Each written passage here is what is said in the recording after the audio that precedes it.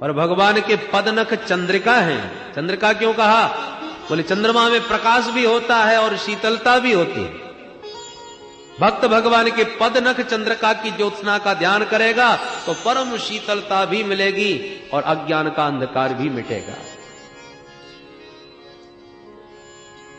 और ऊपर का भाग जो है पाद तल के ऊपर, वो श्याम स्वरूप है उसका। अब देखिए भगवान के चरण कमलों में 3 रंग हो गए। लाल लाल हैं तलवे, श्वेत हैं नख और ऊपर का भाग है श्याम। साक्षात तीर्थराज प्रयाग प्रकट हो रहा है प्रभु के चरणों में। तीर्थराज प्रयाग में त्रिवेणी 3 धारा, गंगा यमुना सरस्वती।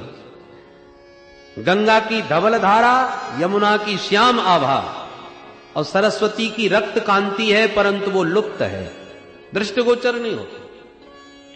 ऐसे हमारे प्रभु खड़े हुए हैं, इसलिए सरस्वती की जो लाल कांति तलवों की है वो ढकी हुई है, छुपी हुई है। जो तो भगवान के पाद सेवक जो भक्त हैं वो चरणों की सेवा करते करते उस लालिमा की कांति का आनंद ले लेते हैं, सबको थोड़ी मिलती है। तो प्रभु के खड़े होने से पाद तल की रक्त आभा तो छुपी हुई है, पर नखों की श्वेत कांति और ऊपर की श्याम आभा चमक रही है। जैसे तीर्थराज प्रयाग में गंगा यमुना की धारा तो दृष्टिगोचर होती है, पर भगवती सरस्वती लुप्त, इसलिए इसका नाम त्रिवेणी। वेणी नाम चुटिया, माताएं जो केस गूंथती हैं उसको संस्कृत में बैणी कहते हैं।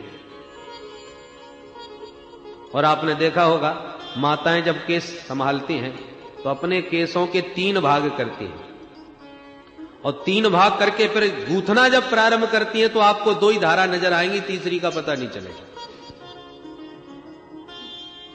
केस 3 धारा में बांटे जाते हैं, पर गूंथते समय 2 ही, तीसरी उसी में लुप्त है। इसलिए ये भी त्रिवेणी है, धारा 3 है पर दिखेंगी 2, तीसरी उसी में लुप्त है। बोलो जय श्री कृष्ण। इसलिए ये त्रिवेणी है। भगवान के ऐसे सुंदर चरण कमलों में चित्त लगाने के बाद फिर एक एक करके ऊपर के अंगों का ध्यान करें। घुटनों का, जंघा का, कटी का, नाभि का, हृदय का, हृदय में श्रीवत्स के चिन्ह का, कंठ में कौस्तुभ मणि का और 4 भुजाओं में शंख, चक्र, गदा और पद्म का ध्यान करने के पश्चात तब भगवान के मुख कमल का ध्यान करें। भगवान के प्रत्येक अंग प्राय कमल से उपमा दिए जाते हैं। क्यों? बोले ब्रह्मा जी की सृष्टि में सारा संसार उन्हीं का बनाया हुआ है, और कमल ब्रह्मा जी ने नहीं बनाया, क्योंकि ब्रह्मा जी स्वयं कमल से ही पैदा हुए। तो भगवान की उपमा प्राय अंगों की कमल से ही ज्यादा दी जाती है। नव कंज लोचन कंज मुख कर कंज पद कंजारुणम। नव कंज लोचन कंज मुख कर कंज पद कंजारुणम। श्री रामचंद्र कृपालु भज मन हरण भव भय दारुणम। श्री रामचंद्र कृपालु भज मन हरण भव भय दारुणम। श्री राम जय राम। सभी अंगों की उपमा कमल से। भगवान के मुख कमल की कांति का ध्यान करते समय विचार कर देखो कितनी सुंदर भगवान की ललाट की आभा है। पुष्प धंडवा के सुंदर समान सुंदर भ्रकुटी है, मत्स्य के समान विशाल नेत्र हैं, सुख पिंड के समान सुंदर नासिका है, बिंबा फल के समान लाल लाल अधरोष्ट हैं। मंद मंद मुस्कुराने से अंदर की दंतावली भी दमक रही है। लाल लाल अधरों का प्रतिबिंब उस श्वेत दंतावली के ऊपर पड़ रहा है, इसलिए अनार के रस भरे दानों की तरह वह दंतावली दमक रही है। मुस्कुरा के माधव नयन मटका करके मुस्कान के द्वारा हमारे चित्त को चुरा रहे हैं, संकेत दे के हमको अपनी ओर बुला रहे हैं। ये सिर्फ दिव्य भावना ध्यान में करनी चाहिए। एक बार जिसने ध्यान में भगवान की मुस्कान का आनंद ले लिया, कपिल भगवान कहते हैं मां उसके जीवन के शोकाश्रु सदैव के लिए सूख जाते हैं। हासम हरेर वनिता किरलोक तीव्र शोकाश्रु सागर विशोषण मर्त्युदारम। खारा पानी भरा है आपने लोटे में, अब गंगा जल भरना चाहते हो तो पहले खारा पानी फेंकना पड़ेगा, तब उसमें गंगा जल भरेगा। उसी प्रकार अभी शोक सागर भरा है हमारे भीतर, जब देखो तब कोई ना कोई समस्या, और भगवान की ओर अभिमुख होता है जीव तो पहले तो खूब अश्रुपात करता है। भगवान के विरह में रोते रोते जब खारा पानी पूरा निकल जाता है, पात्र खाली हो जाता है, और जहां भगवान की छटा का दर्शन किया तो ऐसा आनंद उमड़ता है, ऐसा रस भरता है कि भाई ज्यादा पानी भर दो तब भी तो छलकता है। तो भगवान के प्रेम का सागर जब भक्त के हृदय में बहुत ज्यादा भर जाता है और वो उसे संभाल नहीं पाता, तब नेत्रों के प्यालों से वह भी छलकने लगता है। भगवान के विरह में यदि आंखों से अश्रुपात होता है तो वो शोकाश्रु है, पर भगवान की दिव्य आनंद की अनुभूति के बाद भी भक्तों को अश्रुपात होता है, वो प्रेमाश्रु है, परम शीतल होता है, परमानंद प्रदान करने वाला होता है। बेटा संत कितने प्रकार के होते हैं, भक्तों के क्या भेद हैं। कपिल भगवान कहते हैं मां जो भगवान को केवल मंदिर की मूर्ति में ही सीमित रखता है वो प्राकृत भक्त है, साधारण भक्त है। और जितना भगवान का दर्शन मंदिर की मूर्ति में कर रहा है वैसे ही दर्शन चलते फिरते संतों में भी होने लगे तो वो मध्यम कोटि का भक्त है। परंतु प्रत्येक शरीरधारी के अंदर भी उसी शक्ति का दर्शन होने लगे वो उत्तम कोटि का भक्त है, जिसका जो सभी शरीरधारियों में उसी को देख रहा है, प्राणी मात्र में। अरे भाई मंदिर दिव्य भव्य हमने बनाया, हमने आपने मिलकर ही तो मंदिर का निर्माण किया। हम में से किसी ने मूर्ति बना के तैयार करी, हम में से विद्वानों ने मिलकर के प्राण प्रतिष्ठा कर दी। तो मंदिर बनाने वाले हम, मूर्ति बनाने वाले हम, प्राण प्रतिष्ठा करने वाले हम, और उस विग्रह में परमात्मा को देखने वाले भी हम। पर ये जो मूर्तियां बैठी हैं, इन मूर्तियों को कौन से कारीगर ने बनाई? इन मूर्तियों में प्राण प्रतिष्ठा कौन से पंडित ने करी? ये सारी मूर्तियां परमात्मा ने अपने हाथों से बनाई हैं, और प्रभु ने इन मूर्तियों में प्राण प्रतिष्ठा करके चलती फिरती मूर्तियां तैयार कर दी। तो भगवान के द्वारा प्रतिष्ठित चलती फिरती मूर्तियों से हम घृणा करें, द्वेष करें, धोखा दें, छल कपट करें, और अपने द्वारा प्रतिष्ठित मूर्ति में आके फिर परमात्मा का भजन करें, दर्शन करें। कपिल भगवान कहते हैं मां मेरी दृष्टि में तो राख में हवन किया करने वाला है, भस्मन्येव ज्योति सह, वो राख में हवन कर रहा है। अहम सर्वेषु भूतेषु भूतात्मा अवस्थित सदा तमवज्ञाय मां मर्त्य कुरुतेर्चा विडंबनम। मैं समस्त देहधारियों के मध्य विराजमान हूं, और मुझ नारायण से किसी भी प्राणी से द्रोह करने का मतलब है मुझ परमात्मा से द्रोह करना। उसके मन को कैसे शांति मिल सकती है जो किसी से द्रोह कर रहा है? न मनः शांति मृच्छति, वो कभी शांति को प्राप्त नहीं कर पाता।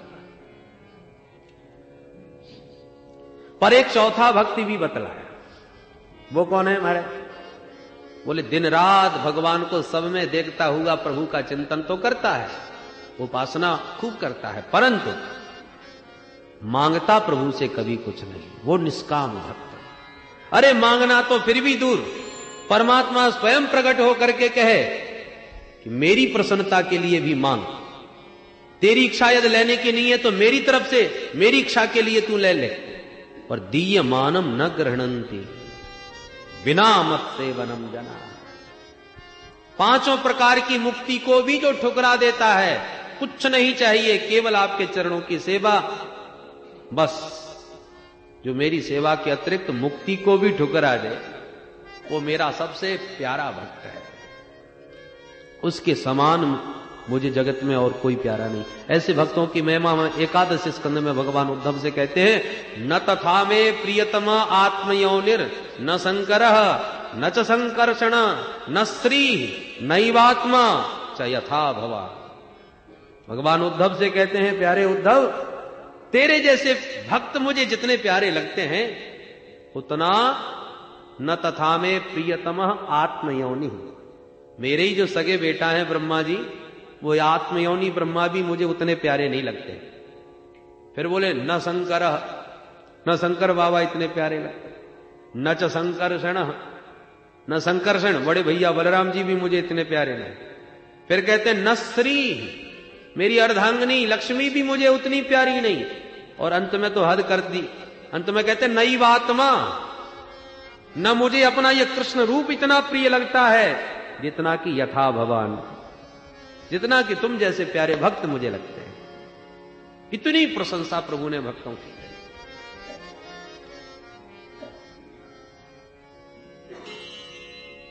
एक बार नामदेव जी महाराज तो ठाकुर जी से बातें करते थे, तो नामदेव जी ने शिकायत करी प्रभु से कि आप बड़े भारी भक्त वत्सल कहलाते हो, पर हम तो देखते हैं आपके भक्त बड़े परेशान घूमते हैं। भगवान बोले कौन है बताओ? बोले देखो आपके ही परम अनन्य भक्त राका वाका, दोनों पति पत्नी थे, अब बड़े अकिंचन, बेचारे जंगल में दिन भर लकड़ी काटते हैं, फिर बाजार में बेचते हैं, उससे जो धन मिलता है तब सामान खरीदते हैं, तब घर में चूल्हा जलता है, और जो बनता है उसका फिर आपको भोग लगाते हैं, उसी से आपकी सेवा करते हैं। एक दिन लकड़ी काटने न जाएं तो फिर भूखा सोना पड़ता है। प्रभु आप कृपा क्यों नहीं करते, कुछ तो दो इनको, कम से कम एक दिन का भोजन तो ठीक से मिल जाया करे। भगवान बोले नामदेव बहुत कोशिश करता हूं पर वो लेते ही नहीं।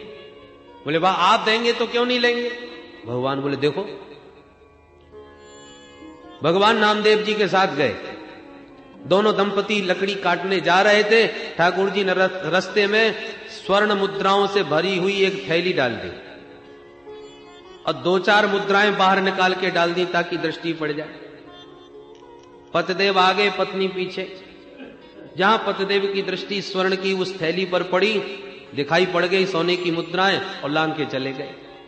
फिर ध्यान आया देवी जी पीछे ही आ रही हैं, कहीं उनका मन खराब ना हो जाए धन को देखकर। सो तुरंत वापस मुड़े और मिट्टी, उस स्वर्ण मुद्राओं के ऊपर मिट्टी डालने लगे, ढाकने लगे मिट्टी से। इतने में धर्मपत्नी पास आ गई, उनकी दृष्टि पड़ गई तो हंस करके बोली महाराज ये मिट्टी पर मिट्टी क्यों पटक रहे हो? पतिदेव के होश उड़ गए, वाह देवी तुम तो मेरे से भी दो हाथ आगे निकल गए। मेरी दृष्टि में तो ये सोना और ये मिट्टी है, तुम्हारी दृष्टि में दोनों ही मिट्टी है। प्रसन्न हो गए, बोले देवी मैं तो सोच रहा कहीं तुम्हारा मन चंचल न हो जाए स्वर्ण मुद्रा को देखकर।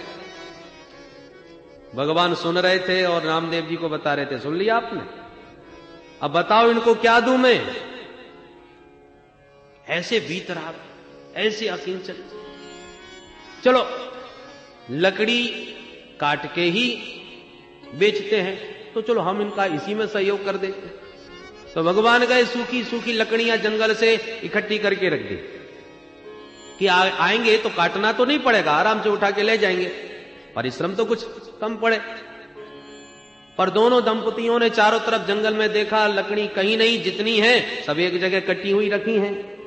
तो पतिदेव बोले देवी लगता है कोई लकड़हारा हमसे पहले ही आके लकड़ी काट के रख गया। अब कोई वाहन लेने गया होगा, बाद में आके ले जाएगा। अब उसकी लकड़ी कटी हुई है, हम उठा के ले जाएं तो वो हमको गाली देगा, हमसे तो अपराध हो जाएगा, दूसरे की अमानत हो गई, हम तो इससे हाथ लगाने वाले नहीं। और इसके अलावा कहीं सूखी लकड़ी जंगल में मिल नहीं रही, लगता है आज वैसी फलाहार करना पड़ेगा, आज ऐसी सोना पड़ेगा। पत्नी तुरंत बोली महाराज वो धन देख लिया था ना आपने, उस दूषित धन का ही ये दुष्परिणाम है जो आज भूखा सोना पड़ रहा है। धन का दर्शन ही दूषित होता है। बताइए, भगवान ने कहा सुन लिया तुमने? जो धन को इतना दोष युक्त मानती है कि दर्शन मात्र से उनको लगता है कि हमको आज भूखा रहना पड़ा, तो मैं इनको कैसे दूं बताओ नामदेव? दीयमानम न गृह्णन्ति बिना मत सेवनम जना। ये भगवान के सबसे प्यारे अकिंचन भक्त है। भगवान ऐसे भक्तों के पीछे पीछे भागते हैं। निरपेक्षम मुनिं शांतम निर्वैरम समदर्शनम अनुव्रजाम्यहं नित्यं पूये येत्यंग्रिरेणुभिः पूयेत्यंग्रिरेणुभिः।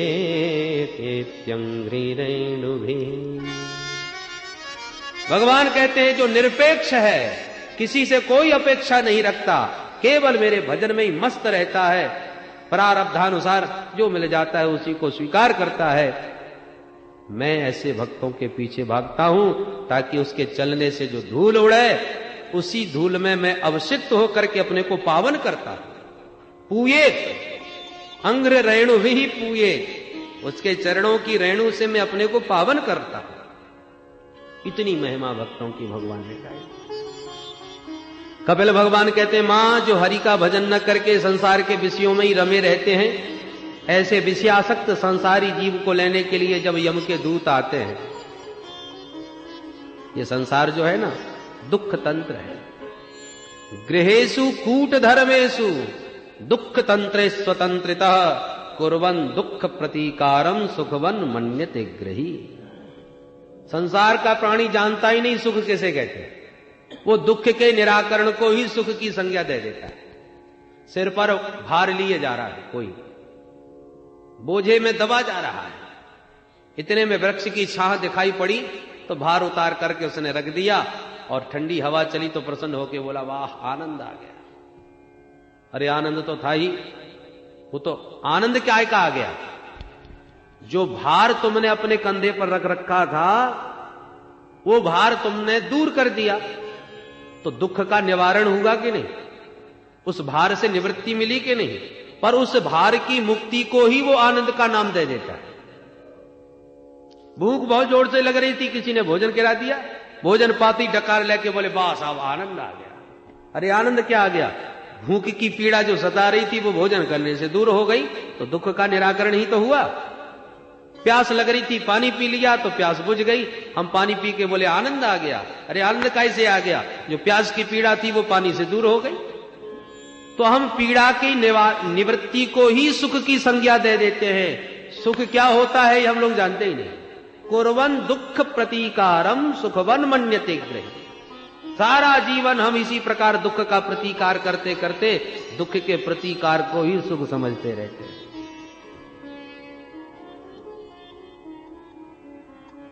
जब ये शरीर वृद्ध हो जाता है तो कपिल भगवान कहते हैं, मां परिवार की लोग धक्का मार के ऐसे निकाल देते जैसे बुढ़े बैल को किसान निकाल देता है।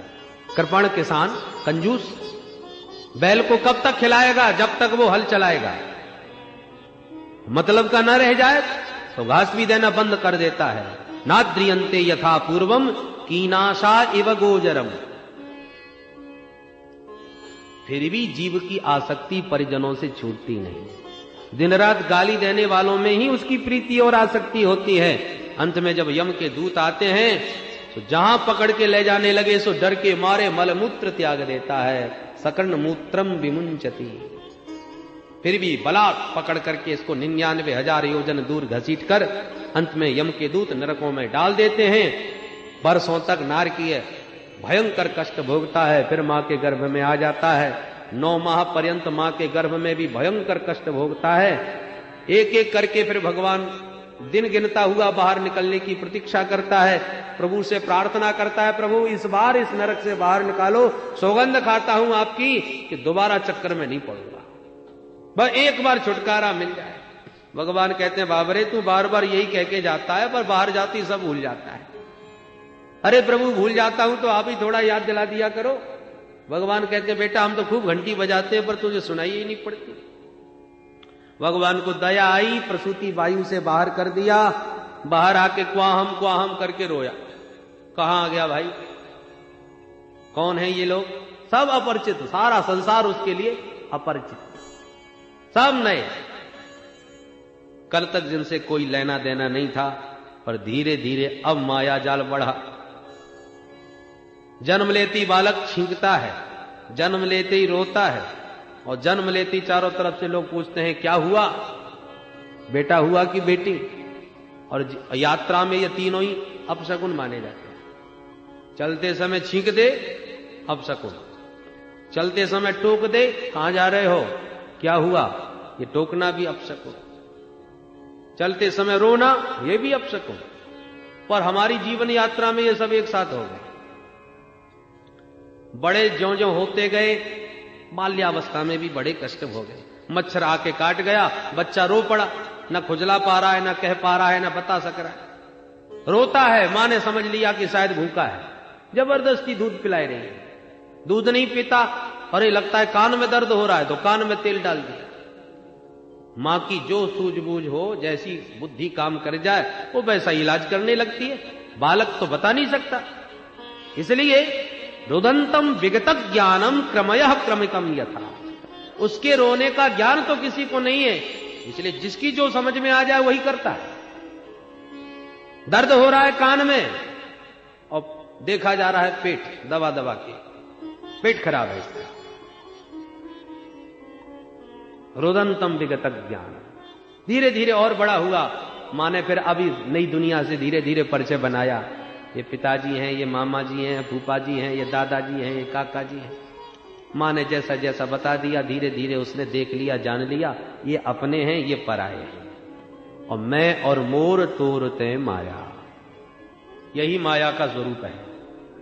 जब जन्म लिया था तब विशुद्ध ब्रह्म स्वरूप ही था वो बालक, न अपने न पराए, न राग न द्वेष। पर अब धीरे धीरे अहम ममेति सदग्राह करोति कुमतिर मतिम, ये मेरे हैं, वो पराए हैं, ये मित्र हैं, वो शत्रु हैं। माया जाल में फंस गया, परमात्मा की सत्ता को भूल गया। भगवान ने खूब यादें दिलाई, घंटियां बजाई, पर एक न सुनी। भगवान कहते हैं बलम में पश्य माया स्त्री मैया जैनो दिशाम या करोति पदाक्रांतान भ्रू विजृंभेण केवलम। मां, योषित रूपा मेरी माया का पराक्रम देखो। बड़े बड़े ज्ञानियों को, ध्यानियों को अपनी टेढ़ी भ्रकुटी मात्र से संसार में डाल देती है। यही मई माया का चमत्कार है। भगवान नर नारायण ऋषि के अतिरिक्त कोई इस माया से बचा नहीं। जानते हैं, समझते हैं, देख भी रहे हैं, अनुभव भी कर रहे हैं, इसके बाद भी माया की प्रबलता कितनी विचित्र है कि फिर भी बच नहीं पा रहे, फिर भी संभल नहीं पा रहे। पिक्चर देखते देखते ये मालूम है कि हम पिक्चर देख रहे हैं, पिक्चर देखने ही आए हैं, दृष्टा को पता है, पर फिर भी उस दृश्य में, उस कहानी में हम इतने तन्मय हो जाते हैं कि यदि अभिनेता पर संकट आ जाए, वो बेचारा वियोग की आग में जल रहा हो, रो रहा हो, तो दर्शकों की आंखों में भी आंसू आ ही जाते हैं। जबकि ये भी मालूम है ये सब काल्पनिक है, सच्चाई नहीं है। ये भी मालूम है कि ये पिक्चर है, सब अभिनय कर रहे हैं, और इसके बाद भी अभिनय विचित्र, तो उसमें तादात्म्य हो गया और हम भी वैसे ही अपना अनुभव करने लगे। ये सारा संसार परमात्मा का ही विचित्र लीला मंच है। हम सब लोग अभिनेता हैं, जिसको जो अभिनय प्रभु ने दिया है वो कर रहा है। बहुत बढ़िया अभिनेता जो मंच पर अभिनय करता है, उसको फिर सूत्रधार पुरस्कार भी देता है, बहुत बढ़िया अभिनय हुआ। तो परमात्मा ने जिसको जो जिम्मेवारी दी है, जो दायित्व दिया है, उस दायित्व का हम पूर्णतः पालन करें, पूर्ण अभिनय के साथ। ऐसा जीवंत अभिनय करें कि हमारे प्रभु, हमारे वो सूत्रधार प्रसन्न हो जाएं हमारे अभिनय से। क्योंकि सबको नचाने वाला तो वही है, सूत्रधार तो सबकी डोरी तो उसी के हाथ में। उमा दारू जो सित की नाई, सबई नचावत राम गुसाई। उसने सबको भूमिका दे रखी है, आपको बढ़िया नृत्य करना है, बढ़िया अभिनय करना है। एक भक्त बड़ी सुंदर बात कहता है भगवान से, प्रभु आपके इस लीला मंच पर मैं आया, आपने ही भेजा मेरे को, मैं भी इस आपके लीला का एक पात्र हूं। यदि आपको मेरा अभिनय पसंद आ गया तो इनाम दीजिए। क्या चाहते हो? बोले मुझे जन्म मरण से छुटकारा दे दीजिए, इनाम चाहता हूं। और यदि आप ये कहते नहीं नहीं तुमने अच्छा अभिनय नहीं किया, हमको पसंद नहीं आया, तो मुझे वचन दीजिए, यदि मेरा अभिनय आपको पसंद नहीं है तो इस रंगमंच पर दोबारा कभी मत भेजना। अरे मौका तब दिया जाता है जब अभिनेता बढ़िया होता है। मंच पर उसी को तो भेजा जाएगा कि अभिनय बहुत बढ़िया है, कलाकार है, और कलाकारी पसंद नहीं तुम्हारा मत भेजो महाराज इस मंच पर। और पसंद आ गई तो वरदान दो महाराज के दोबारा इस मंच पर ना आना पड़े। भक्त भी बड़े बुद्धिमान होते हैं। बोलो जय श्री कृष्ण। तो कपिल भगवान कहते हैं, मां ये जीव जन्म मरण के चक्र व्यूह में ऐसे ही फंसा हुआ है। पुनरपि जननम पुनरपि मरणम पुनरपि जननी जठरे शयनम। जब तक भगवान के पाद पद्मों का आश्रय नहीं लेगा तब तक यह चक्र छूटने वाला नहीं है। कपिल भगवान के पावन उपदेश पर प्रसन्न हो गई माता देवहूति और बोली, बेटा तेरे सारे उपदेश का तो सार मैंने एक ही निकाला। क्या? अहो बतस्वपचो तो गरीया यज्जुवाग्रे वर्तते नाम तोभ्यम ते पुस्तपस्ते जुहुबु सश्नुरार्या ब्रह्मानुचुर्नाम गृणन्ति ये ते नाम गृणन्ति ये ते। यदि कोई चांडाल भी हो पर वह स्वपच भी भगवान के नाम का आश्रय लिए है, जिसकी वाणी में सतत भगवान का सुमिरन होता रहता है, देवहूति मां कहती है मेरे लिए तो वो चांडाल भी श्रेष्ठ है, जो नाम का आश्रय लेकर के अपना ही नहीं अपने कुटुंब का कल्याण करने में समर्थ हो जाएगा। दूसरी ओर भले ही कितना भी तपस्वी हो, तेजस्वी हो, ब्राह्मण ही क्यों ना हो, परंतु भगवत पादारविंद से विमुख हो तो केवल ब्राह्मणत्व का अभिमान लिए बैठा रहेगा, तपस्या का अभिमान लिए बैठा रहेगा, कल्याण करने में समर्थ नहीं हो पाएगा। क्षेमम न विंदन्ति बिना यदर्पणम तस्मै सुभद्रस्रवसे नमो नमः। ऐसा कहकर के देवहूति मां ध्यान मग्न बैठ गई। माता देवहूति को प्रणाम करके कपिल भगवान चल पड़े। देवहूति मां का देह तो प्रेम में पुलकित होता पिघल गया और जल रूप में परिणत हो गई माता, और कपिल भगवान आकर के सागर में विराजमान हो गए। सागर ने स्वागत किया और सागर के बीच लगा आसन कपिल भगवान बैठ गए, जिसको हम गंगा सागर कहते हैं। आज भी मकर संक्रांति पर सभी भक्त कपिल भगवान का दर्शन करने आज भी गंगा सागर जाते हैं। बोल गंगा मैया की जय, कपिल भगवान की जय। इस प्रकार से देवहूति मां को उपदेश भगवान कपिल ने दिया। इसके साथ ही तृतीय स्कंद को यहां विराम। अब चतुर्थ स्कंद में भगवती सती का चरित्र, परम पावन ध्रुव जी का चरित्र, ध्रुव जी की वंशावली, ये सब विस्तार से कल के प्रसंग में आप श्रवण करेंगे। आइए मिलकर के गोविंद का नाम संकीर्तन ही कपिल भगवान के उपदेश का सार निकल के आया, इसलिए हम भी सब मिलकर के भगवान की नाम की नौका में बैठ जाएं और इस भवसागर को सहजता से पार करें। पार करेंगे नैया भज कृष्ण कन्हैया, पार करेंगे नैया भज कृष्ण कन्हैया, पार करेंगे नैया भज कृष्ण कन्हैया, पार करेंगे नैया भज कृष्ण कन्हैया।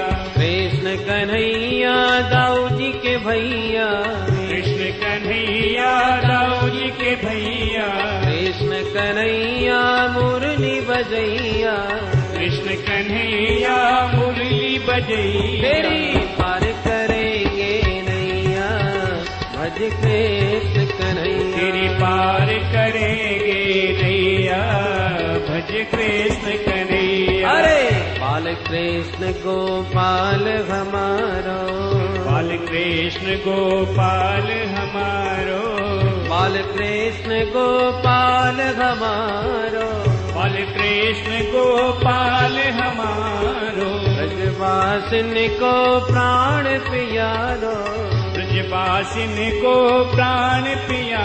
अरे नंद महर को थैया भज कृष्ण कन्हैया। नंद महर हरि को बोल। थैया भज कृष्ण कन्हैया।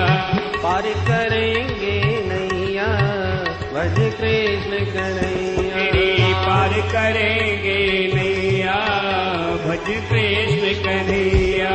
बाल बाल संग धेनु चरावे, बाल बाल संग धेनु चरावे।